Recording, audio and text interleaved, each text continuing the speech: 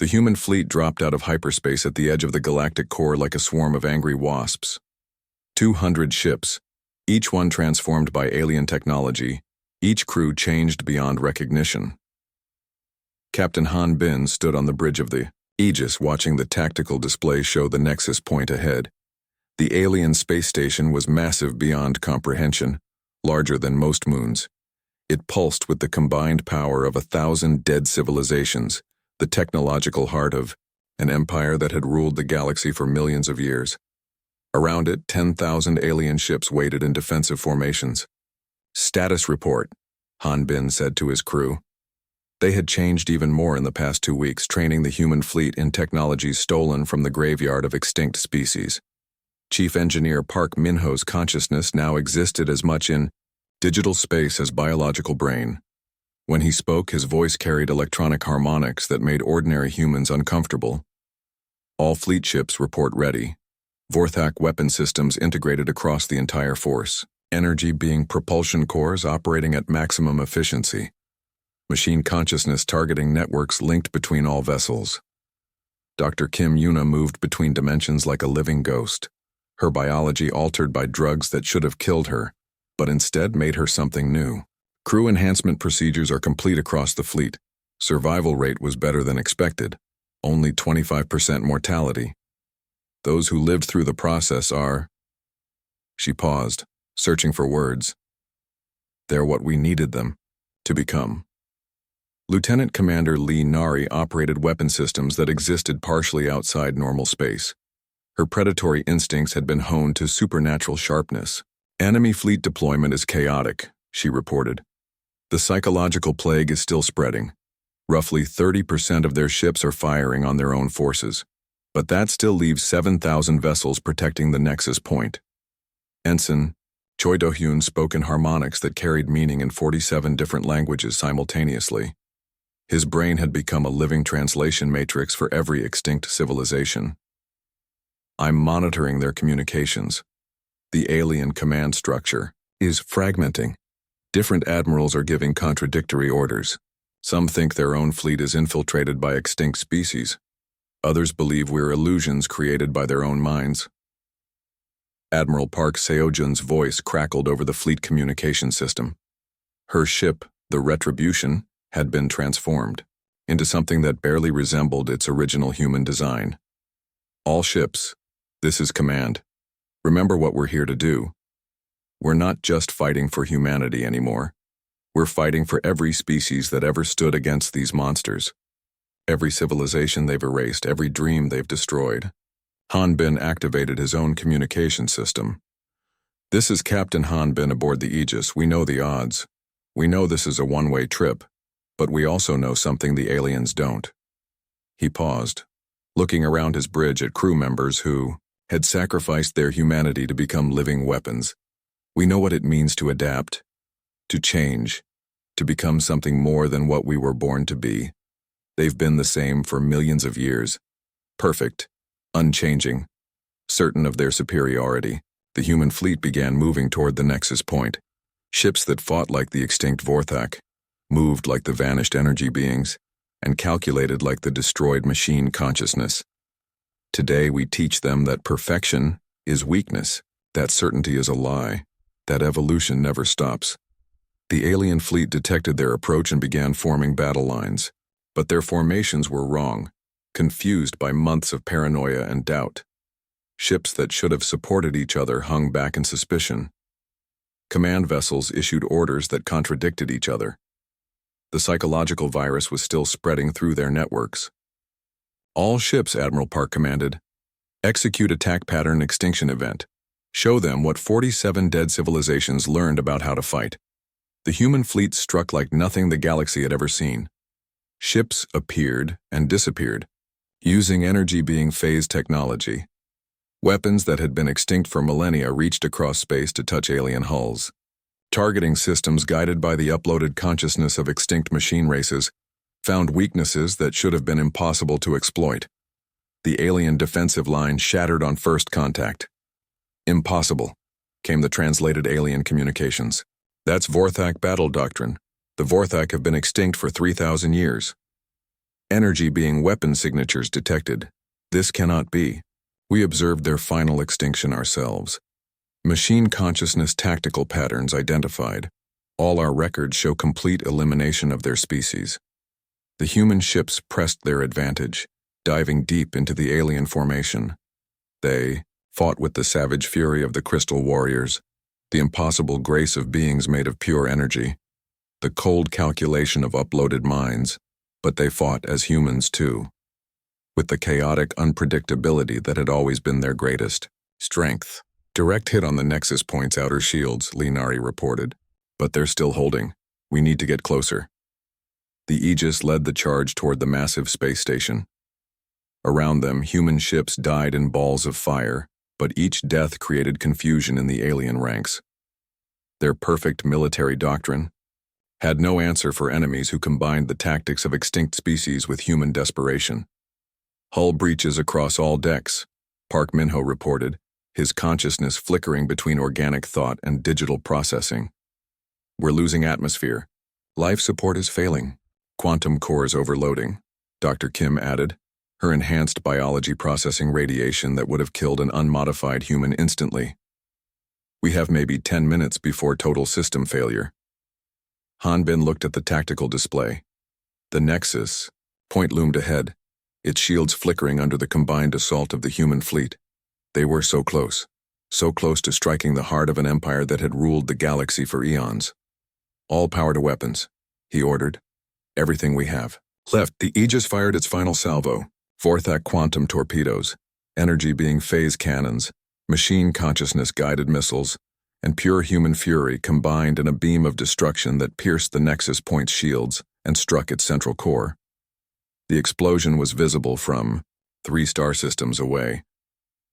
As the Nexus Point died, its quantum communication networks collapsed. The psychological virus that had been contained to local sectors suddenly spread across the entire galactic network in seconds. Across the galaxy, alien fleets turned on each other.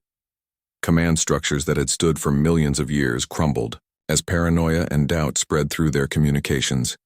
The perfect order of their empire shattered like glass. It's working, Choi Do-yoon said, his alien-enhanced mind monitoring communications across vast distances. Their entire civilization is eating itself alive. Fleet commanders are declaring independence. Entire sectors are going dark to avoid the madness spreading through their networks. Admiral Park's voice came over the fleet communication system one last time. All ships, this is command. Mission accomplished. The alien empire is falling apart. Humanity is free. But freedom came at a price that made Hanbin's transformed heart ache. Of the 200 ships that had attacked the Nexus Point, only 17 survived the battle. Of those, most were too damaged to make the journey home. The crews that lived were no longer human in any meaningful sense. Their biology had been altered by alien drugs.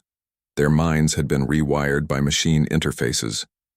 Their consciousness had been expanded by technologies from extinct civilizations. They had saved humanity by becoming something else entirely. Sir, Linari said quietly, we could try to return to human space. They would welcome us as heroes. Hani, Ben looked around his bridge at faces that belonged to no species the galaxy had ever seen. They were the living synthesis of 47 extinct civilizations, powered by human determination but no longer recognizably human themselves. We're not human anymore, he said simply. We're something new. Something that exists in the spaces between species. Dr. Kim nodded. The people we saved deserve to remain human, pure, unchanged by what we had to become to protect them. Then what do we do? Park Minho asked, his digital consciousness already knowing the answer. We disappear, Hanbin said. We become legend, a story parents tell their children about the ghost ship that saved humanity when all hope was lost.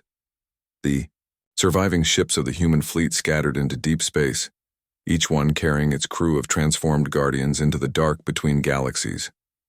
Years passed. The alien empire collapsed completely, its scattered remnants too paranoid and fragmented to threaten anyone.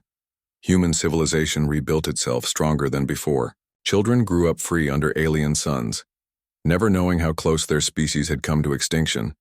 Sometimes deep space monitoring stations would detect familiar energy signatures in the void. Travelers in remote systems would glimpse ships that seemed to be made from the dreams of dead civilizations. Pirates and slavers would find their operations mysteriously destroyed, with no trace of who was responsible. The Aegis and her sister ships still sailed the dark between stars, crewed by beings who had once been human but had become something more. They watched over the galaxy's peace, protecting species that would never know their names. Captain Hanbin, his consciousness now merged with the ship itself, eternal guardian of the species he could no longer claim to belong.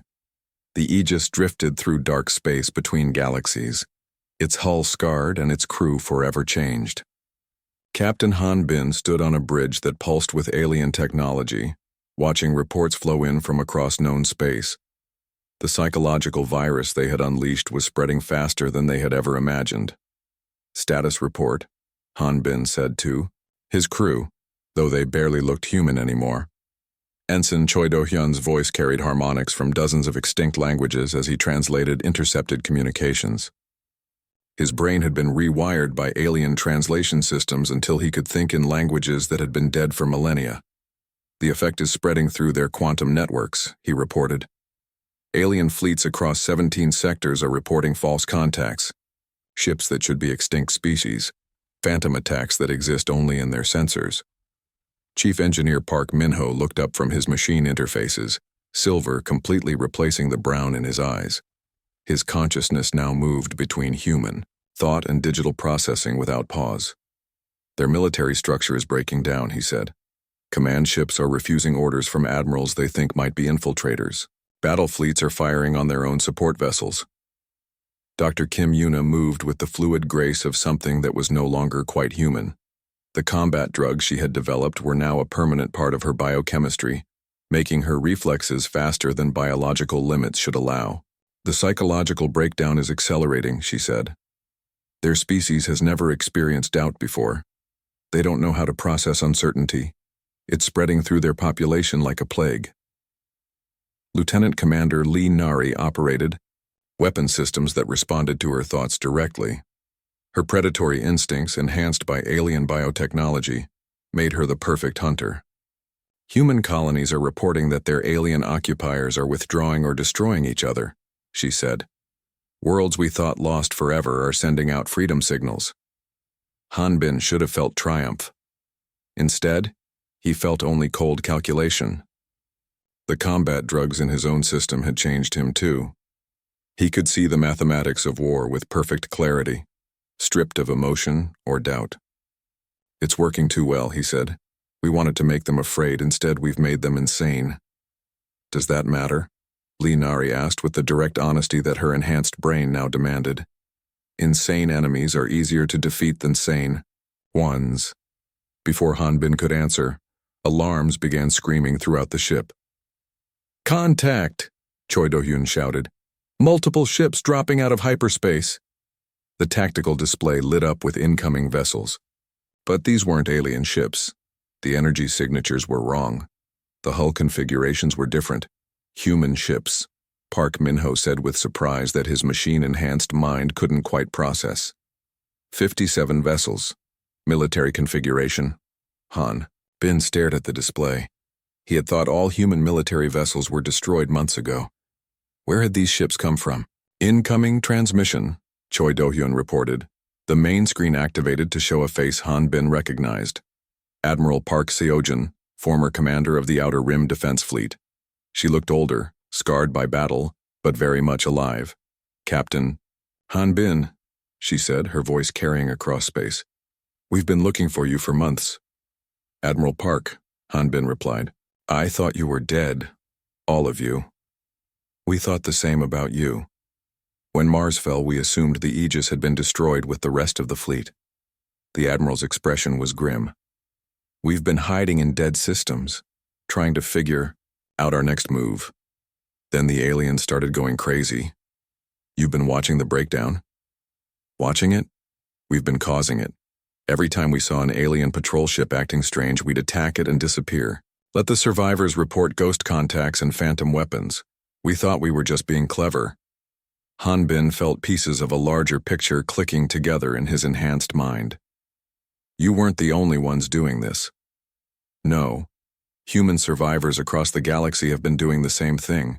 Hit-and-run attacks, psychological warfare, making the aliens jump at shadows. Admiral Park leaned forward. But Captain, what you did at Haven, that was something else entirely. That wasn't just tactics. That was scientific. Dr. Kim stepped forward. How much do you know about what we've done? Enough to know that you found something the rest of us didn't. Technology that shouldn't exist. Weapons from species that were extinct before humans ever reached the stars. The Admiral's eyes were sharp with intelligence. We want to know how you did it. Han Bin looked around his bridge at crew members who had sacrificed their humanity to gain power over their enemies. Could he ask others to make the same choice? Admiral, he said carefully, what we've done, it came with a price. What kind of price? Look at us, Han Bin said, gesturing to his crew. Park Min-ho's silver eyes reflected light like metal. Dr. Kim moved with inhuman grace. Choi Do-yun spoke in voices that carried harmonics no human throat could produce. We're not entirely human anymore. Admiral Park studied them through the screen for a long moment. Are you still fighting for humanity? Yes. Then, I don't care what you've become. Her voice was hard with determination. Captain, the aliens may be going insane, but they're not dead. Their empire spans thousands of galaxies. Even if we destroy every ship in human space, that's just a tiny fraction of their total forces. What are you suggesting? I'm suggesting we take the fight to them. All of us. Every human ship, every survivor, every colony that's been hiding in the dark. We combine our forces and hit them where they live. Park Min-ho's machine-enhanced mind immediately began calculating logistics. Impossible. Even if we gathered every surviving human ship, we'd have maybe 200 vessels. They have millions.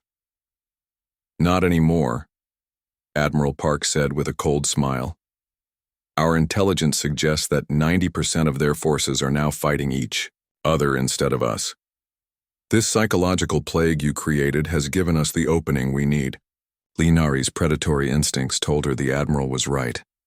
Strike while they're weak, before they recover from the madness. But where? Dr. Kim asked. Their empire is too vast.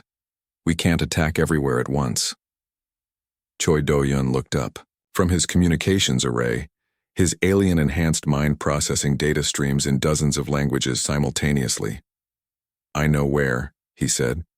I've been monitoring their quantum networks for months. There's a central hub, a place where all their communication lines converge. Destroy that and the madness we've created will spread to every corner of their empire. Location? Han Bin asked. The Nexus Point, a massive space station at the center of the galaxy. It's where they coordinate the destruction of entire civilizations. Choi Do-hyun's voice carried overtones of ancient hatred. It's where they planned the extinction of all 46 species that came before us. Admiral Park nodded slowly. A single target, one decisive strike. Defended by how many ships? Han Bin asked. According to their communications, about 10,000 vessels. But most of those are probably fighting each other by now thanks to the psychological plague. The bridge fell silent as everyone processed the implications. 10,000 ships, even reduced by paranoid infighting, was still an overwhelming force. But if they could destroy the Nexus Point, they could cripple the alien empire permanently. It's a suicide mission, Dr. Kim said with the clinical honesty her enhanced brain demanded. Yes, Admiral Park agreed. But it's also our only chance to win this war permanently. Captain, we need your ship. We need your crew's expertise with alien technology. Without the Aegis, this attack has no chance of success. Han Bin looked around his bridge at faces that were no longer quite human. They had already sacrificed everything to fight this war. Their humanity, their biology, their very identities had been fed into the machine of survival. What's left to lose? He asked quietly. Our lives, Linari said simply. I lost my life at Kepler Station, Han Bin replied. We all did. What we have now, this isn't living. It's just killing efficiently. He turned to Admiral Park. We'll join your attack force, but understand what you're asking. To have any chance against the Nexus Point, your crews will have to change the way we have. Alien technology integration, combat drug enhancement, machine, consciousness interfaces. Will they survive the process? Some will, others.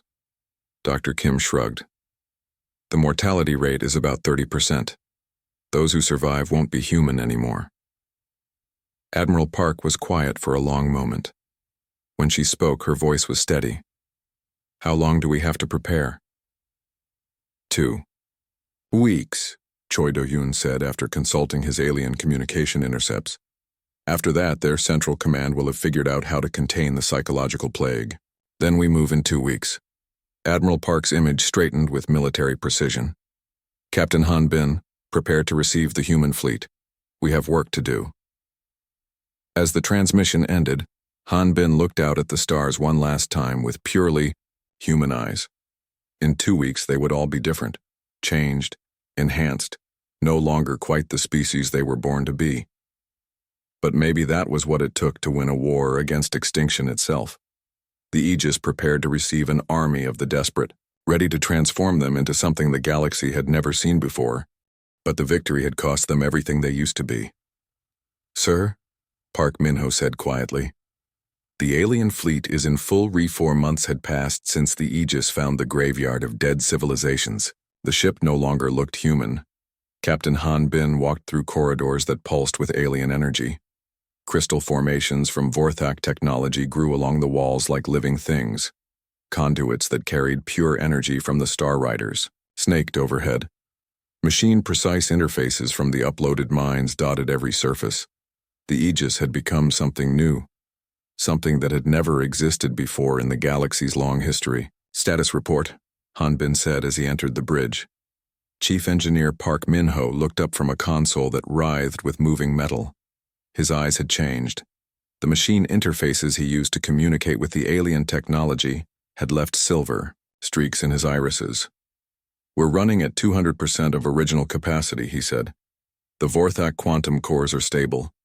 The energy being propulsion system is working perfectly. The machine consciousness targeting systems are, well, they're learning. Learning? The targeting computers are watching how we fight. They're getting better at predicting what we'll need. Sometimes they fire weapons before I even give the order. Dr. Kim Yuna entered the bridge carrying a medical scanner that looked like it was made of liquid light. She had been working on ways to enhance the crew using techniques from all the dead species. The combat enhancement program is ready for testing, she said. I've combined Vorthak battle drugs with energy being reflexes and machine precision. The volunteers who tried it, they moved faster than human eyes can follow. Lieutenant Commander Lee Nari stood at the weapons station, her hands dancing over controls that responded to thought as much as touch. All systems show green, Captain. We've got Vorthak quantum torpedoes, energy being phase cannons, and machine consciousness guided missiles. We're carrying enough firepower to level a small moon. Ensign Choi Do-hyun had changed the most of all. The translation systems he had built to understand alien languages had created new pathways in his brain. When he spoke now, sometimes it was in 3 different alien tongues before he remembered to use human words. Sir, he said, his voice carrying harmonics that had never existed in human speech. I'm detecting movement on the edge of the system. 3 ships. They match the energy signatures from Kepler Station. Han Bin felt his pulse quicken. Distance, 2 hours at their current speed. They're moving in a search pattern, looking for something. They're looking for us, Lee Nari said. Word must have gotten out that there's a human ship still alive. Han Bin studied the tactical display. 3 ships against 1. Under normal circumstances, it would be suicide to engage, but the Aegis was no longer normal. Battle stations, he ordered. Let's see what our new toys can do. The crew moved with inhuman efficiency. The combat drugs Dr. Kim had developed flowed through their systems. Machine interfaces linked their minds directly to the ship's weapons. Energy being enhancement made their reflexes faster than biological limitations should allow. They were still human. But they were more than human now. The alien ships approached in perfect formation. Han Bin could imagine their commanders feeling confident. 3 ships against 1. The same mathematics that had destroyed 47 civilizations. But mathematics only worked when all the variables were known. "Sir," Choi Do-hyun reported, "I'm picking up their communications. They're calling us the Survivor and the Last Pest." They seem amused. "Let's change that," Hanbin said. "Nari, show them what we've learned." The first alien ship fired. Beams of coherent energy that had destroyed the Defiance reached for the Aegis. But the human ship was no longer there. Energy being propulsion folded space around them, making them appear in 3 places at once. The alien shots missed completely. The Aegis fired back. Vorthak quantum torpedoes, guided by machine consciousness targeting systems, struck the first alien ship before it could react. The enemy vessel's shields, designed to stop human weapons, couldn't handle technology from a dozen different species working in harmony. The ship exploded in a ball of green fire. "First kill," Lee Nari reported, her voice strangely calm. The combat drugs made fear impossible. 2 targets remaining.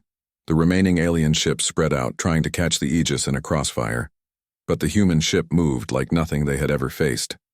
It fought like the Vorthak with savage aggression. It moved like the energy beings, impossible to predict. It calculated like the machines, always 3 steps ahead. The second alien ship lasted 43 seconds. The third tried to run. "Let it go?" Lee Nari asked. Han Bin thought about Admiral Jang Hyok's final words. About the billions of humans who had died screaming in the dark. About 46 other species that had been erased from existence. "No," he said. "No survivors. No witnesses, not yet." The third ship died 12,000 kilometers from the edge of the system. In the silence that followed, the crew of the Aegis stared at their instruments in wonder. 3 alien ships, destroyed in less than 5 minutes. "It should have been impossible." "Damage report," Han Bin said. "Minor hull scoring on Deck 7, Park Min-ho reported. The energy being shields absorbed 98% of their attack. We barely felt it. Dr. Kim ran medical scans on the crew. Everyone's fine, better than fine. The combat enhancements worked perfectly, no side effects." But Han Bin wasn't sure about that. He looked around his bridge at faces that were still human but somehow different. The silver streaks in Park Min-ho's eyes. The way Lee Nari moved with predatory grace. How Choi Do-hyun sometimes forgot to speak in human language. They were becoming something else. Something that could fight monsters and win. But at what cost? "Sir," Choi Do-hyun said, "I'm intercepting alien communications. They're confused. The patrol ships aren't reporting in. Command is asking what happened." "What are you telling them?" Han Bin asked. "Nothing. Let them wonder. Let them fear the unknown for once." Over the following weeks, the Aegis began hunting. They found alien supply convoys and made them disappear. They attacked communication stations and left no trace. They struck at lonely outposts on the edge of space, always careful to leave no survivors who might report what they had seen. The aliens began to change their tactics. Ships that once traveled alone now moved in groups. Convoys that once followed predictable routes started jumping through random hyperspace coordinates. Communication networks that had operated openly for millennia went dark. "They're scared," Choi Do-hyun reported as he decoded another intercepted message. "They're calling us the Ghost Ship and the Void Hunter. Some of their commanders are refusing assignments to remote sectors." Han Bin felt a cold satisfaction. For the first time in their long history, the aliens were experiencing what their victims had felt: uncertainty, fear, the knowledge that death might come from anywhere, at any time. But victory came with its own problems. Dr. Kim approached him privately after their latest battle. "Han, we need to talk. The crew is changing. The combat drugs, the machine interfaces, the energy being enhancements, they're having effects I didn't expect." "What kind of effects?" "Psychological ones. Some of the crew are forgetting how to sleep. Others have stopped eating regular food and survive on energy patterns from the ship's reactors. And they're becoming aggressive, predatory. They hunt even when we're not in battle." Han Bin had noticed it too. The way his crew moved through the ship like stalking cats, how they spoke in whispers and watched each other with calculating eyes. They were becoming perfect warriors, but losing something essentially human in the process. "Can you reverse it?" he asked. "I don't know. And I'm not sure we should. Han, what we're doing is working. We're winning battles that should be impossible. We're making the aliens afraid for the first time in their existence. But the cost is acceptable," Han Bin said, though the words felt like poison in his mouth. Dr. Kim stared at him. "Is it? What happens when we save humanity but we're no longer human ourselves?" Han Bin didn't have an answer. Not then. But 3 days later, Choi Do-yun brought him news that made the question irrelevant. "Sir, I've intercepted a major alien. Communication, they're mobilizing a large fleet. 800 ships, destination, Earth system." Han Bin's blood turned to ice. "Earth? No, sir, not Earth. A hidden colony. 50,000 humans on a planet called Haven. They've been in hiding since the invasion began. The aliens just found them. 800 ships, 50,000 civilians. Children who had never seen the stars. Families who had spent 3 years hiding in caves and underground cities. One human ship against 800 alien vessels." Han Bin looked around his bridge at crew members who were no longer quite human, at weapons systems borrowed from dead civilizations, at a ship that had become something unprecedented in galactic history. Impossible odds. Just the way humanity liked it. "Set course for Haven," he ordered. "Maximum speed." "Sir," Lee Nari said quietly, "the mathematics are impossible. 800 ships against one. We can't win." Han Bin smiled, and for a moment, he looked like the old human he used to be. "We don't need to win, Nari. We just need to make sure they lose." The Aegis jumped to hyperspace, carrying its crew of transformed humans toward a battle that would determine the fate of their species. The Aegis dropped out of hyperspace with a shudder that ran through her hull like pain. Captain Han Bin gripped his command chair as the ship's damaged engines finally gave up their fight against physics. "Where are we?" he asked. Ensign Choi Do-hyun checked his instruments. "Unknown system, sir. No human records of this place. 3 dead planets, 2 asteroid belts, and..." He paused, staring at his screen. "Sir, you need to see this." The main display lit up with what looked like a metal graveyard stretching across space. Thousands of ships drifted in the void, dark and lifeless. But these weren't human ships.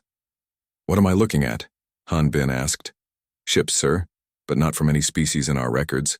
Multiple different designs, different technologies. And they're all..." Choi Do-hyun's voice dropped to a whisper. "They're all dead." Dr. Kim Yuna ran her scanners over the nearest wrecks. "Captain, these ships show the same weapon signatures we saw at Kepler Station, the same energy patterns that destroyed our fleet." The bridge fell silent as the meaning sank in.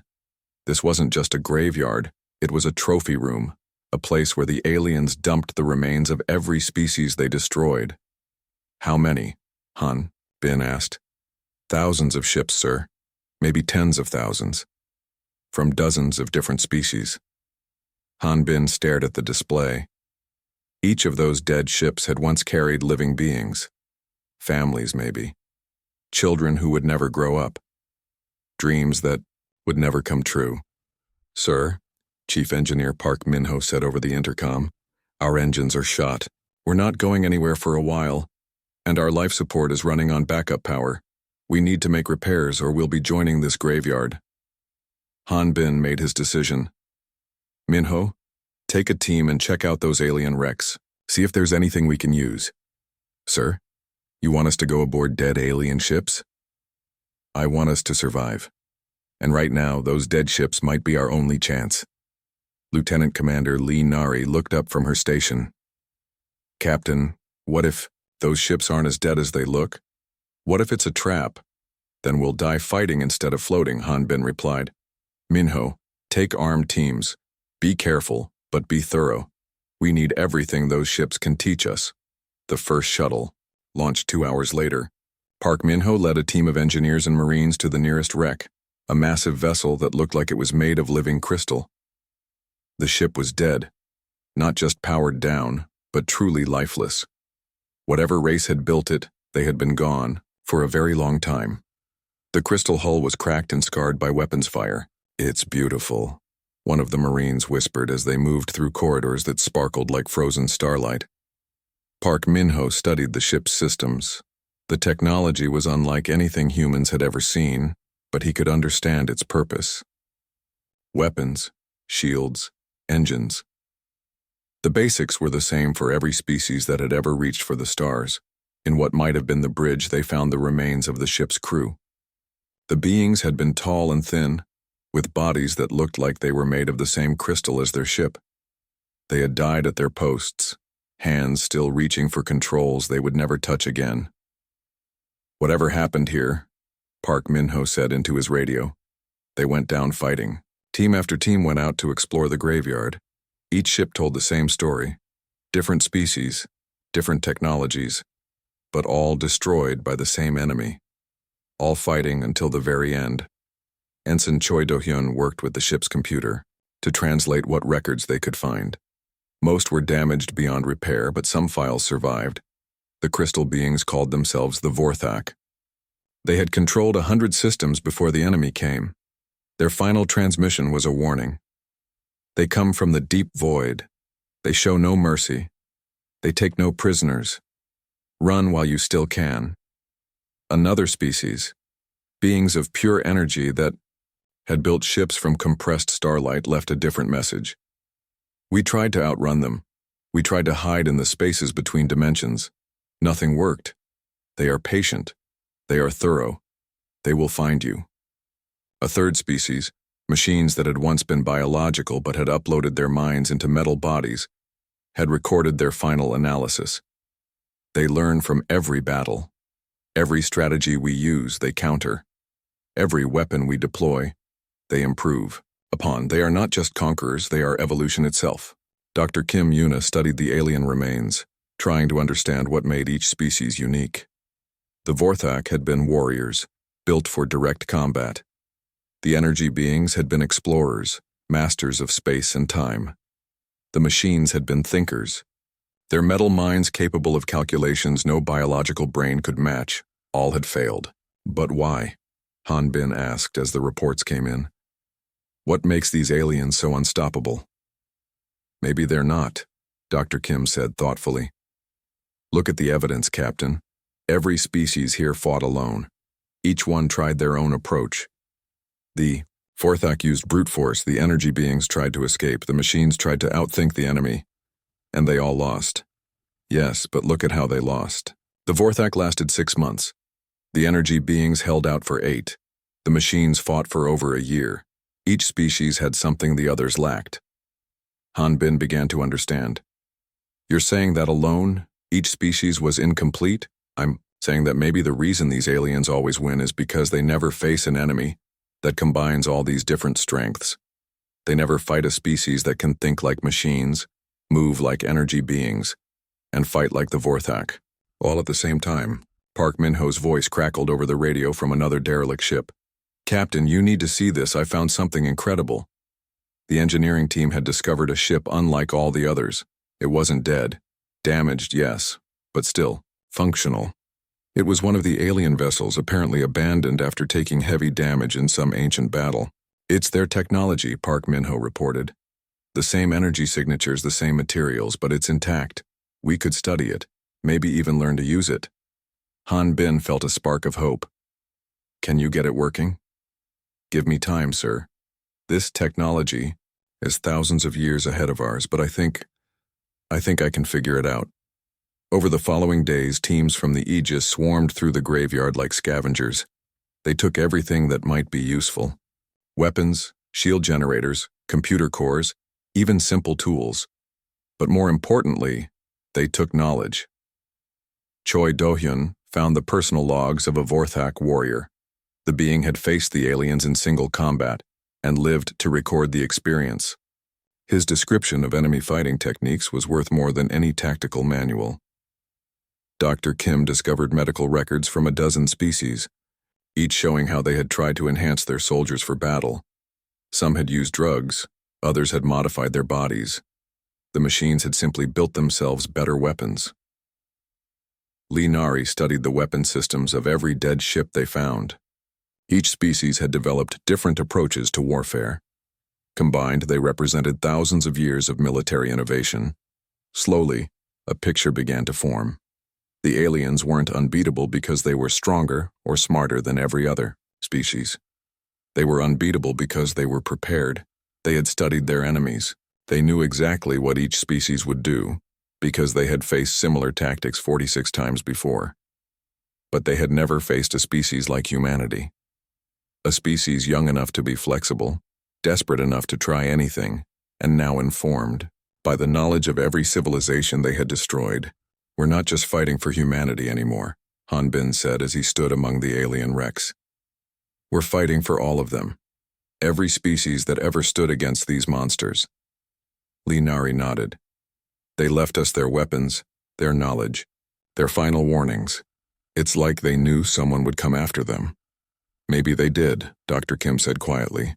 "Maybe that's why this graveyard exists. Not as a trophy room, but as a gift. Everything we need to win, left behind by those who couldn't." Park Min-ho's voice echoed through the dead ships. "Captain, I've got the alien vessel's main systems online.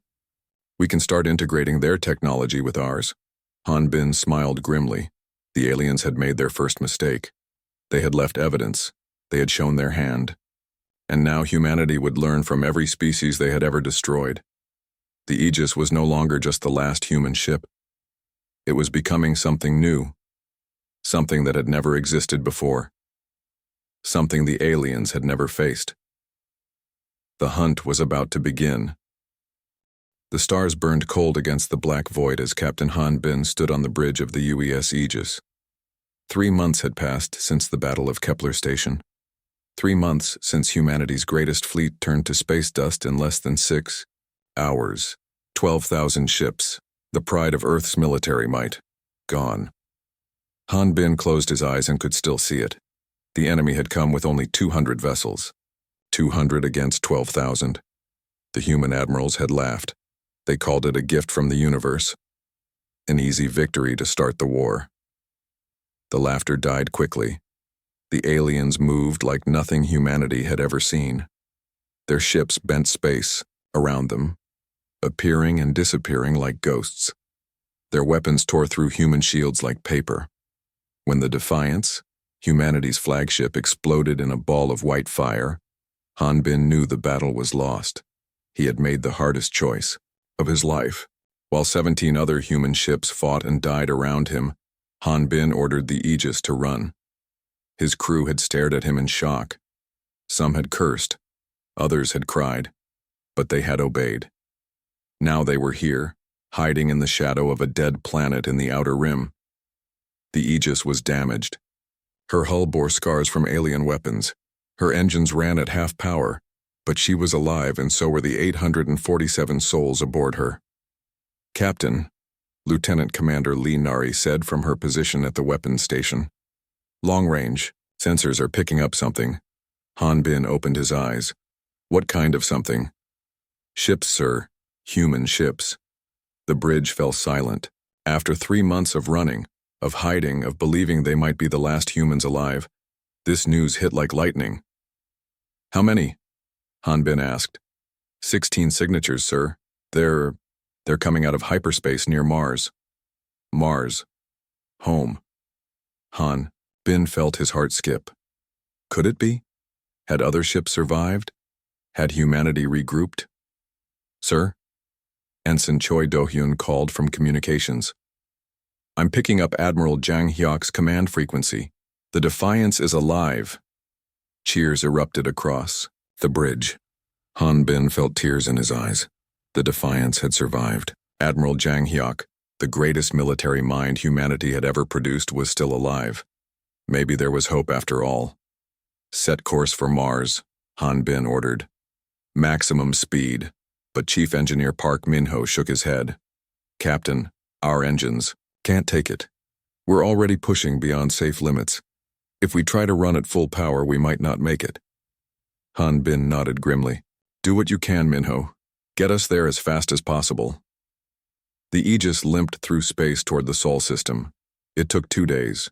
2 days of hoping, of praying, of believing that maybe they weren't alone after all. They arrived to find hell. The Mars orbital shipyards burned like dying suns. Pieces of human ships drifted in the void like metal snow. The 16 survivors of humanity's fleet fought desperately against 500 enemy vessels. 500. The aliens had sent 500 ships this time.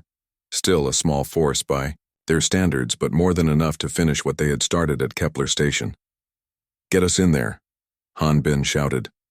Sir, Li Nari said quietly. We're 1 ship against 500, we're not leaving them again. Han Bin's voice cracked with pain. I won't run twice. The Aegis dove into the battle. Her weapons, what few still worked, fired desperately at the enemy. Han Bin watched in horror as human ships died around him. The Valor, the Prometheus, the New York. Ships he had served with. Captains he had called friends. The Defiance fought like a wounded beast. Admiral Jang Hyok's voice crackled over the radio, calm even as his ship burned around him. All ships, this is Admiral Jang. Fight well. Die with honor. Make them remember that humans don't surrender. One by one, the human ships fell. The aliens moved with perfect precision, like a dance of death. They seemed to know exactly where each human ship would be, what each captain would do. The Defiance was the last to die. Han Bin watched through tears as the great dreadnought's hull cracked open like an egg. Admiral Jang Hyok's final transmission was 3 words. Remember us all. Captain, Park Minho shouted from engineering. We have to go. Now. Han Bin looked at the tactical display. 50 alien ships were turning toward the Aegis. They had finished with the rest of the fleet. Now they wanted to clean up the last survivor. Jump, Han Bin ordered. Random coordinates, get us out of here. The Aegis vanished into hyperspace just as alien weapons reached for her. Behind them, the Mars system burned. In hyperspace, the ship shook and groaned. Alarms blared. Park Minho's voice came over the intercom. We have hull breaches on decks 7 and 12. Engine plasma is leaking. We're flying on luck and prayer, Captain. Dr. Kim Yuna appeared on the bridge, her medical coat stained with blood. We have 37 dead, 68 wounded. Some won't make it, Han.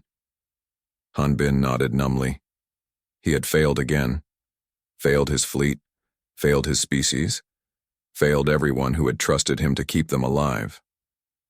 Captain, Ensign Choi Do-hyun said quietly, I've been monitoring alien communications. I think you should hear this. The young officer played back intercepted transmissions. The alien language was harsh, full of clicking sounds and electronic noise. But the ship's computer had learned to translate some of it. Species, designation, human. Classification, complete. Total elimination, 97.4%. Remaining population, negligible. Status, success. Dr. Kim Yuna moved to stand beside Han Bin. Captain, there's something else. During the battle, I was able to scan some of the alien ships. I found records, data about other species they fought. She activated her data pad. Images flashed by dozens of different alien races. Some looked like insects. Others were pure energy. Some were machines. They've done this before, Dr. Kim said. Many times. We're not the first species they've destroyed. According to their records, we're the 47th. The words hit like a physical blow. 47 species. All destroyed. All erased from the universe like they had never existed. How long did the others last? Han Bin asked, though he wasn't sure he wanted to know. The longest held out for 8 months. Most died within weeks of first contact. We lasted 3 months. That makes us about average. Han Bin stared at the stars outside the bridge windows. Somewhere out there, the aliens were finishing their work. Hunting down the last human colonies, destroying the last ships, erasing the last traces of humanity from the galaxy. Sir, Li Nari said, what are our orders? What orders could he give? What hope was left? They were one damaged ship with less than 900 people aboard. The aliens had fleets that numbered in the millions. Earth was probably already dead. The colonies were being wiped out one by one. But as Han Bin looked around his bridge at the faces of his crew, he saw something that surprised him. They weren't defeated. Scared, yes. Hurt, yes. But not broken. "We survive," he said finally. "We find a place to hide and heal. We learn everything we can about these aliens, and we make them pay for every human life they've taken." "Sir," Park Min-ho asked, "how do we fight something like this?" Han Bin didn't have an answer. Not yet. But as the Aegis flew through hyperspace toward an unknown destination, he made himself a promise. Humanity might be dying, but it wasn't dead yet. As long as one ship remained, as long as one human heart still beat, the fight would go on. The aliens had destroyed 46 species before them. They thought humans would be just another easy victory, another line in their records. They were about to learn how wrong they were. The Aegis dropped out of hyperspace at the edge of the Haven system like a ghost materializing from darkness. Captain Han Bin stared at the tactical display and felt his heart sink. 800 alien ships hung in formation around the small planet where 50,000 humans had hidden for 3 years. The enemy fleet was massive, blotting out the stars. Each ship was the size of a city. Together, they carried enough firepower to crack planets. "Options?" Han Bin asked his crew. Lieutenant Commander Lee Nari studied her weapon systems. The alien technology they had integrated with the Aegis was powerful, but not that powerful. "We could take maybe 10 ships in a straight fight, 20 if we're lucky. After that," she shrugged. Chief Engineer Park Min-ho's silver-streaked eyes reflected the glow from his machine interfaces. "The ship's AI has run the calculations 15,000 times. Every direct assault scenario ends with our destruction." Dr. Kim Yuna looked up from her medical scanners. The combat drugs flowing through her system made her movements quick and predatory. "The alien fleet is preparing orbital bombardment. They'll start killing civilians within hours." Ensign Choi Do-hyun's voice carried harmonics from 3 different alien languages as he translated enemy communications. "They're being methodical, scanning for underground shelters. They want to find every hiding place before they begin the slaughter." Han Bin closed his eyes and thought about the people on Haven. Families who had fled Earth when the invasion began. Children born in hiding who had never seen sunlight. Farmers and teachers and engineers who had committed no crime except being human. When he opened his eyes, his face was set with grim determination. "We don't need to destroy 800 ships," he said. "We just need to save 50,000 people." "Sir?" Lee Nari asked. Han Bin turned to his crew. They looked back at him with faces that were no longer quite human. The machine interfaces had changed Park Min-ho's neural patterns. The combat drugs had rewired Dr. Kim's reflexes. The alien language systems had rewired Choi Do-hyun's brain. Even Lee Nari's eyes now held predatory calculations that belonged to no human military tradition. They were becoming something new, something that could think thoughts no pure human could conceive. "Split the crew," Han Bin ordered. "Half stays with the ship. Half takes the shuttles and gets to the planet.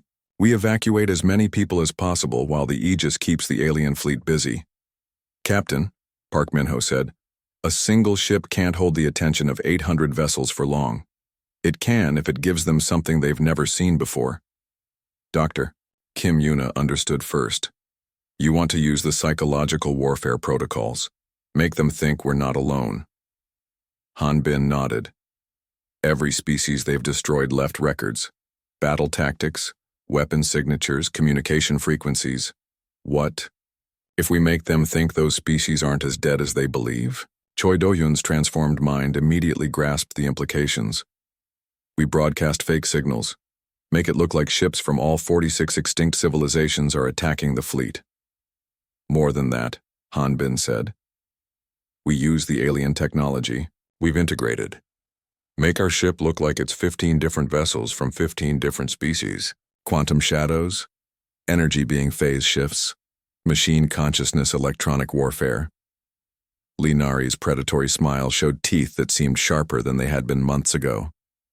"Drive them paranoid. Make them shoot at ghosts. The plan came together, with inhuman speed. The crew's enhanced minds worked faster than biological thought, creating strategies that pure humans could never have conceived.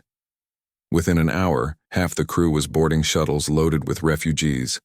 Nari led the evacuation teams, her combat-enhanced reflexes allowing her to coordinate rescue operations under fire. The other half remained on the Aegis with Han Bin, preparing to face 800 ships with technology borrowed from the dead. Initiating Phantom protocols, Park Min-ho reported.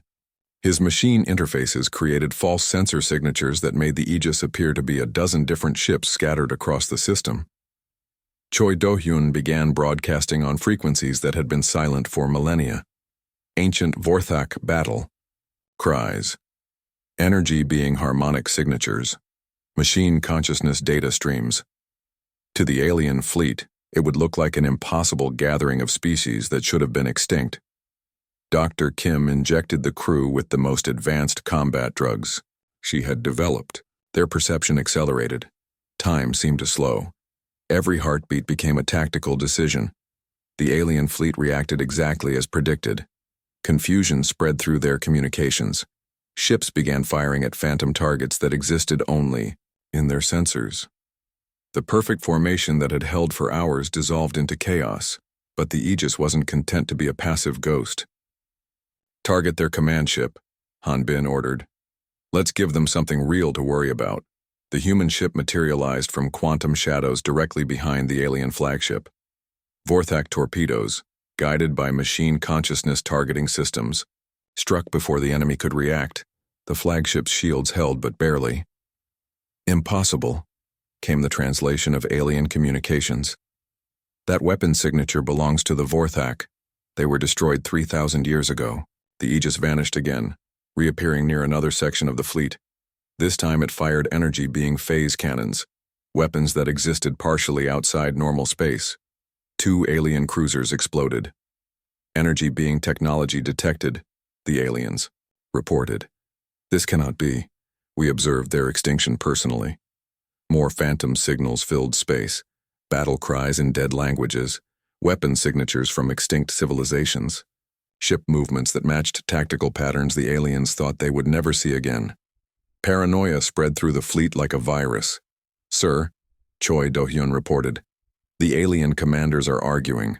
Some think we're using their own extinct enemy's technology. Others believe the dead species have somehow returned. They're starting to fire on each other. Good, Han Bin said. How are the evacuations going? Nari's voice crackled over the radio from the planet's surface. 15,000 people loaded so far. But Captain, the aliens are starting to adapt. They're sending scouts to investigate the phantom signals. Then we give them something real to investigate. Han Bin ordered the Aegis to decloak directly in the middle of the alien formation. For one moment, 800 enemy ships could see exactly what they were facing. A single human vessel, scarred by months of battle, integrated with technology from a dozen extinct species. A ghost ship that carried the weapons and wisdom of everyone the aliens had ever destroyed. The aliens opened fire with everything they had. The Aegis danced through the storm of energy like a thing possessed. Vorthak shields deflected beams that could melt asteroids. Energy being propulsion folded space around the ship, making it appear in impossible places. Machine consciousness point defense destroyed incoming missiles before human eyes could track them. But even transformed technology had limits. Hull breaches on decks 4 through 7, Park Min-ho reported. We're losing atmosphere. Life support is failing. Quantum cores are overloading, Dr. Kim added. The combat drugs can't compensate for radiation poisoning much longer. Evacuation. Status? Han Bin asked. 35,000 people loaded, Nari replied. Still 15,000 on the planet. Not enough. Not nearly enough. Han Bin made the hardest decision of his life. Nari, take the loaded shuttles and run. Get those people to safety. Sir, we're not leaving you. That's an order, Commander. Get them out of here.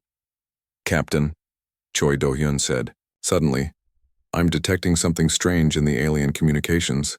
They're They're reporting false data to their own command structure. What do you mean? Some of the ship commanders are claiming they're fighting massive fleets from extinct species. Others are reporting that their own vessels are showing impossible weapon signatures. They're so paranoid they don't trust their own sensors anymore. Dr. Kim looked up from her medical scanner, her drug-enhanced mind putting together pieces that a normal human couldn't see. Han, what if the psychological warfare is working too well? What if we've created a feedback loop in their communication networks? Hanbin understood immediately. The aliens communicated through quantum entanglement networks that spanned the galaxy. If paranoia and false data were spreading through those networks, you're saying we might have infected their entire civilization with doubt? More than that, Choi Do-yun said, his multilingual mind translating communications from across space. I'm picking up reports from other alien fleets. Ships firing on their own allies. Commanders refusing orders because they think their superiors are extinct species in disguise. The tactical display showed the local alien fleet breaking apart. Ships fled in random directions. Others fired on vessels they had served beside for centuries. The perfect military machine that had destroyed 47 civilizations was tearing itself apart. Evacuations complete, Linari reported. All 50,000 civilians are away. But Captain, you need to get out of there. Hanbin looked around his bridge at the crew that had sacrificed their humanity to save their species. Park Min-ho's eyes were more silver than human now. Dr. Kim's movements were too quick, too precise for biological life. Choi Do-hyun spoke in languages that had been dead for millennia. They had won. Somehow, impossibly, they had won.